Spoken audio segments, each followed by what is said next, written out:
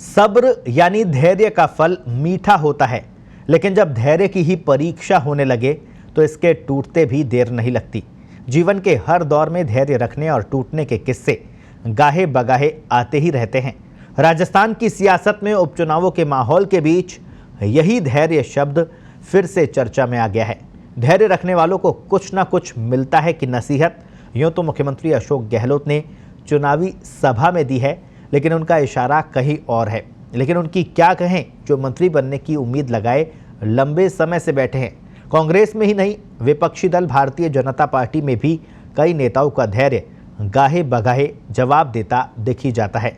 आखिर कैसे, देखिए ये खास रिपोर्ट।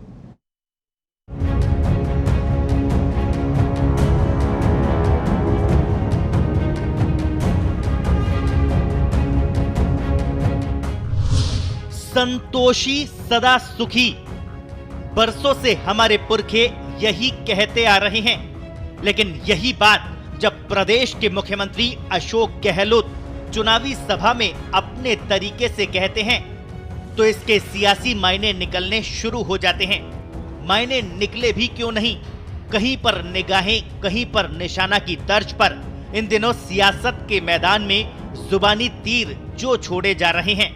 कभी 20 साल तक मुझे कुछ नहीं होने वाला कहकर अशोक गहलोत सियासी कंकर फेंकते हैं, तो कभी 50 साल तक कहीं नहीं जाने वाला जैसी बात कहकर सचिन पायलट एक तरह से तरकश से जवाबी तीर छोड़ देते हैं।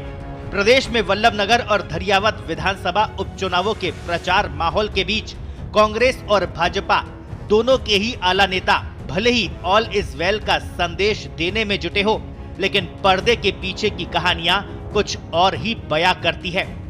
सबसे पहले आपको सुनाते हैं मुख्यमंत्री अशोक गहलोत क्या नसीहत दे रहे हैं।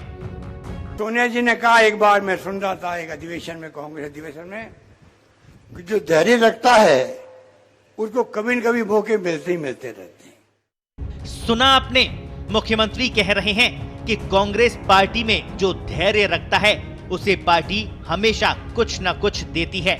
भले ही मुख्यमंत्री ने ये बात दोनों विधानसभा क्षेत्रों में बागी तेवर अपना रहे पार्टी नेताओं को नसीहत देते हुए कही हो, लेकिन उनके इस बयान को गहलोत पायलट के बीच चल रहे सियासी घमासान से जोड़कर देखा जा रहा है। आपको याद दिला दें, इससे पहले मुख्यमंत्री खुद अगले 20 साल तक खुद को कुछ नहीं होने और पायलट अगले 50 साल तक यही रहने के बयान पिछले दिनों अलग अलग सार्वजनिक कार्यक्रमों में दे चुके हैं। तो मुझे अब कुछ होने वाला नहीं है। अब 15 साल तो 20 साल मुझे कुछ नहीं होने वाला। अब दुखी होना हो तो हो दुखी, मेरे बस की बात नहीं है। मुझे कुछ नहीं होगा। मेरी बस आप चिंता मत करो, मैं 50 साल तक यहाँ पर हूँ। सियासत में कब जुबानी तीर किसको जा लगे और कब जवाब में तरकश से दूसरा तीर निकाल ले, कुछ कहा नहीं जा सकता। मुख्यमंत्री ने जब 5 साल बाद होने वाले चुनावों में कांग्रेस की सरकार बनाने और अपनी कैबिनेट में शांति धारीवाल को फिर से नगरीय विकास मंत्री बनाने की बात कही, तब भी सचिन पायलट ने अपने ही अंदाज में इसका जवाब दिया। पायलट ने जो कहा वो उत्तर प्रदेश के लखीमपुर खीरी के घटनाक्रम के बाद उत्तर प्रदेश सरकार को निशाना बनाते हुए कही थी, लेकिन सब जानते हैं कि इस तंज का निशाना कहीं और भी था। 5 साल नहीं चलेगी, अगली बार सरकार फिर बनेगी, ये मैं कहना चाहता हूँ। और धारीवादी को मैं बनाऊंगा वापस, इसी मंत्रालय का मंत्री बनाऊंगा वापस। पद पर है तो आपके कारण हो गए, ऐसा नहीं।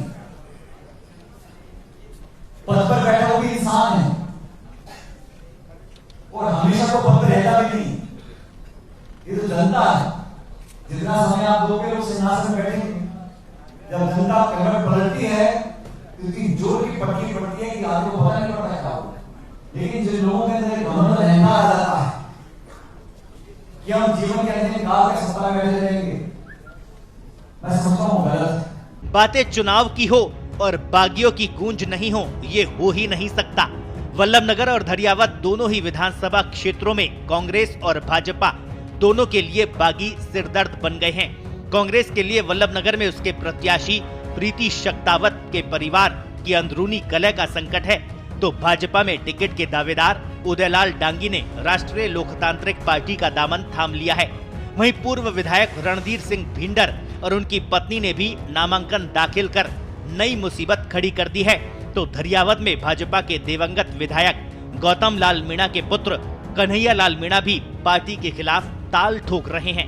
ये बात और है कि कांग्रेस उम्मीदवार नगराज मीणा के लिए धरियावद में बगावत के कोई संकेत नहीं है। चुनाव मैदान में असली रणबांकुरे कौन होंगे, इसकी तस्वीर तो नाम वापसी की अंतिम तिथि के बाद ही सामने आएगी। लेकिन बागियों को साधने की चुनौती दोनों ही दलों के लिए कम नहीं है। बागियों को मनाना जितना आसान है, उतना ही रूठों को मनाना कांग्रेस के लिए मुश्किल होता जा रहा है। इसलिए पिछले 1.25 साल से मंत्रिमंडल विस्तार की उम्मीद लगाए बैठे पार्टी और उसके समर्थित विधायकों की पीड़ा भी सामने आ ही जाती है। हाल ही गुजरात के प्रभारी बनाए गए चिकित्सा मंत्री रघु शर्मा मंत्री पद जरूरी नहीं, संगठन जरूरी है जैसे बयान देकर मंत्री पद छोड़ने का संकेत भले ही दे रहे हों, लेकिन कभी पायलट कैंप छोड़कर चर्चा में आए विधायक प्रशांत बैरवा तो मुख्यमंत्री को ब्लैकमेल करने की बात तक कह रहे हैं। सिर्फ पार्टी है प्राथमिकता और कुछ नहीं। देखिए, ये तो मंत्रिमंडल विस्तार के बारे में तो मुख्यमंत्री जी उन्हीं का ये क्षेत्राधिकार है, वही बोल सकते हैं। मैं तो पार्टी का कार्यकर्ता हूं, मुझे पार्टी आलाकमान जो आदेश देगा मैं उस आदेश की पालना करूंगा।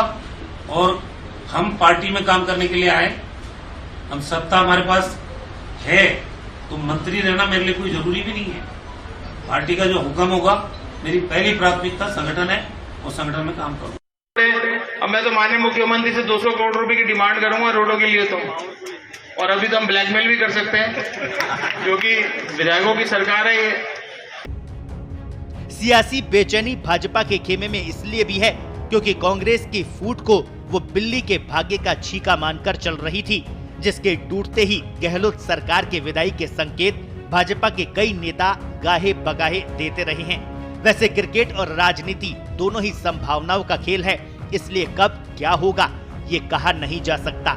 लेकिन इतना तो तय है कि मंत्रिमंडल का प्रस्तावित विस्तार या फेरबदल अब उपचुनावों के नतीजे के बाद ही आ पाएगा।